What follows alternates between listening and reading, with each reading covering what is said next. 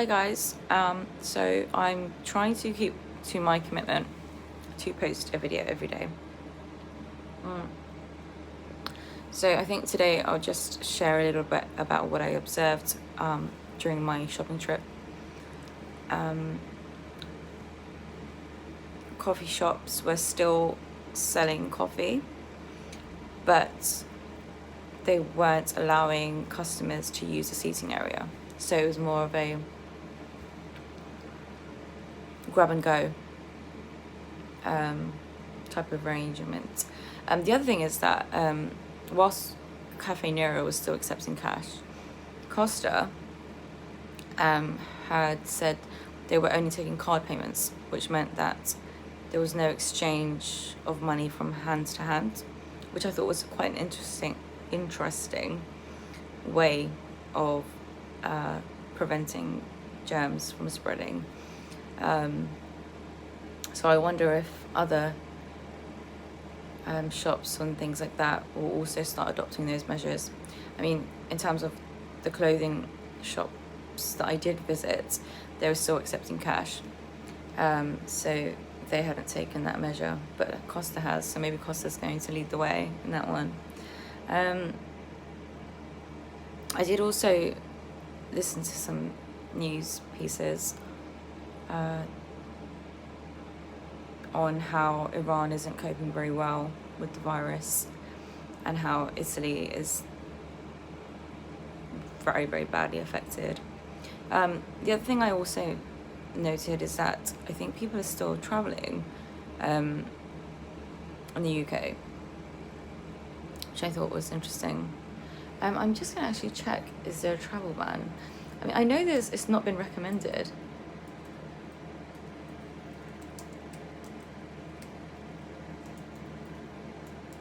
I'm just surprised because I actually only realised that people were still travelling when I just quickly popped into Sainsbury's. Oh, and one of the things I saw was a gentleman was in Sainsbury's and he was, loading his basket with yogurts. I suspect he may have children at home because those were typically yogurts I seem to remember that were quite popular during secondary school. But anyways, he was loading his cart with yogurts and just looking frantically around. And obviously I have read about stockpiling that's been going on, and I've also read that the amount of purchases, I mean in terms of face masks and things like that, was actually hindering medical staff who are actually more in need of those things because they're on the front line, and people have been advised not to stockpile. I do find it a bit bizarre in terms of, the aspects of hoarding because of a virus where we've been advised to limit social contact, fine. But, the way people are purchasing and hoarding is as if they're not going to go outside at all, which I don't think would be the case. Maybe that's the intention behind the stockpiling, but I think it would be unrealistic. I think people will still end up, just wanting to go outside. But that said, I don't know, I can't speak for everyone.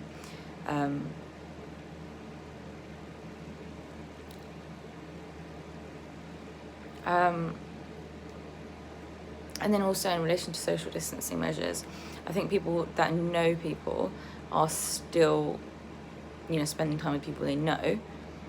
I think that will be the case for, for example, family members that are living in the same house as well. But I think maybe this virus is also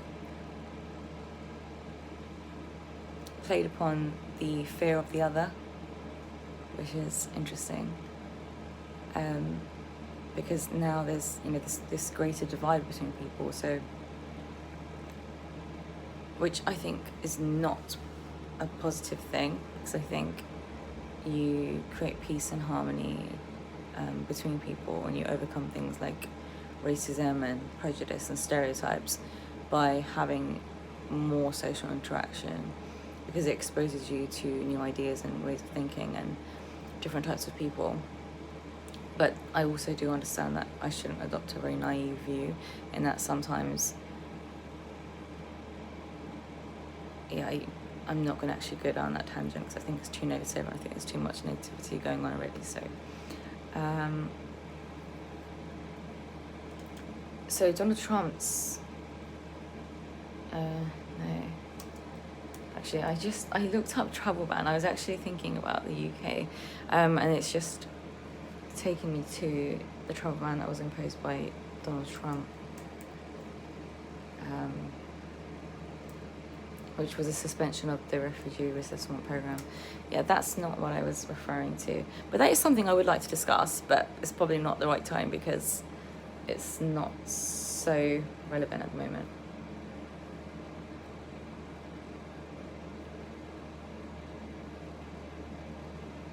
So one of the articles that I'm looking at the moment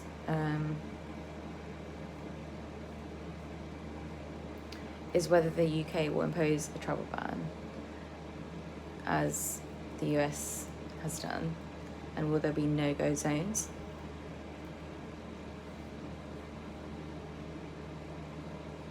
So there's now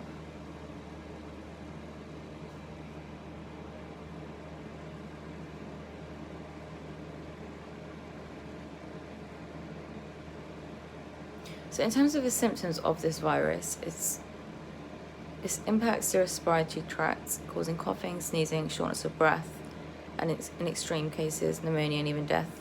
It's kind of like smoking, the symptoms of smoking. Which is interesting. I did also read this morning that those who do smoke are at greater risk of not recovering and facing further harm if they contract the virus. So maybe this would be a motivating factor for smokers to quit. That said, it's also causing an increase in anxiety, so that's not going to make things easier for people. I'm quite tired, so I think I'm going to leave it there. I do want to pick up on some more articles, and I definitely want to do some more posts. Oh no, I've just come across something that says Italy has a high population of older people. I guess it's because it must be such a beautiful place to retire. But that saddens me even more. Most of the death toll from COVID-19 have been individuals who are elderly and with previous health issues.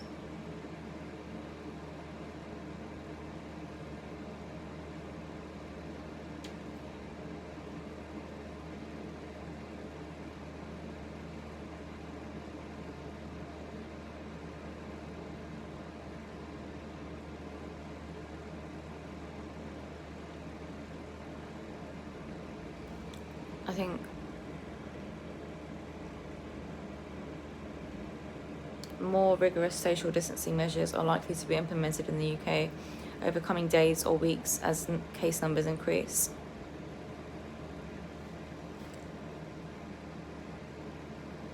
But the timing of their introduction will be chosen to hopefully maximise the benefit whilst minimising the harm to British society.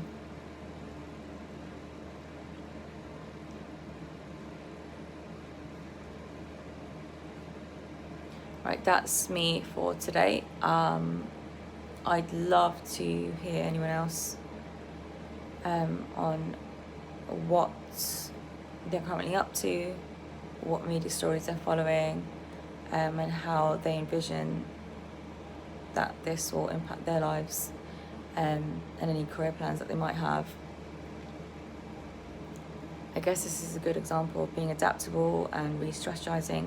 I also think, actually, lastly, I just want to add that I do think that this crisis does give an opportunity to demonstrate and develop different skills in terms of patience, which is something that I've always struggled with. So yeah, this definitely is honing in on that, developing patience and the capacity to understand that, these things will happen, and we we will face challenges whilst we're here in life, and we might get our plans thwarted again and again and again, and we just have to keep going and keep pursuing and just, I mean, yeah, hey, I'm gonna leave it there. I hope everyone is coping well, and best wishes.